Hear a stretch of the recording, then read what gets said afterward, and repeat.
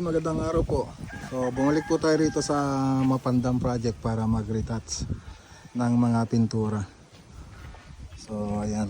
So kasi no nag-tile sila, siyempre hindi natin maiwasan na may madudumihan dyan. Ayan, kaya lang medyo matagal na tayong hindi nakabalik dito. So kailangan na rin repaint. Kasi yung ilalagay nating pintura, yung lumang pintura at saka yung bago, hindi na siya magkakulay.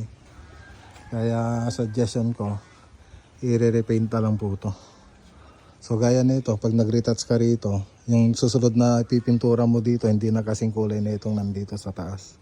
So mas bago na siya rito. Kaya yan, pipinturan ulit natin yan. Parang hilamusan natin. Yan.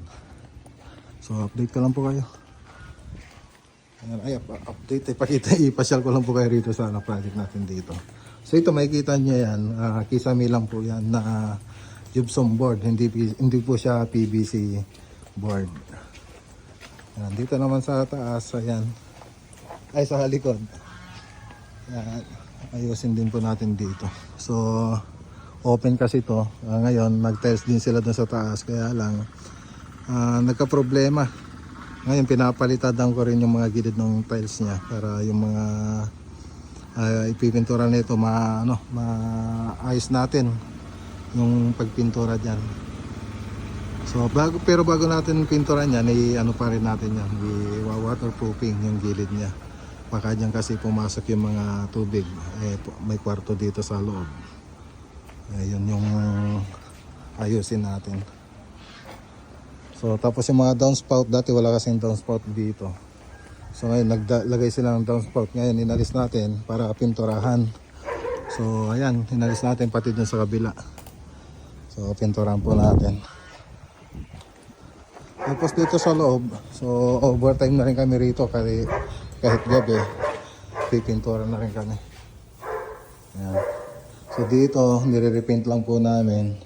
So dati may mga baseboard dito, tinanggal nila. So nagbakat yung ng baseboard. So yun, i-retouch din natin. Siyempre pag doon lang tayo magre-retouch, pati na doon sa dapat sa taas. Kasi magkakaiba na sila ng kulay. Tapos bukod doon, meron pa tayong mga dumi na nakita rito, mga pinagbakatan ng kamay. So hindi na punasan.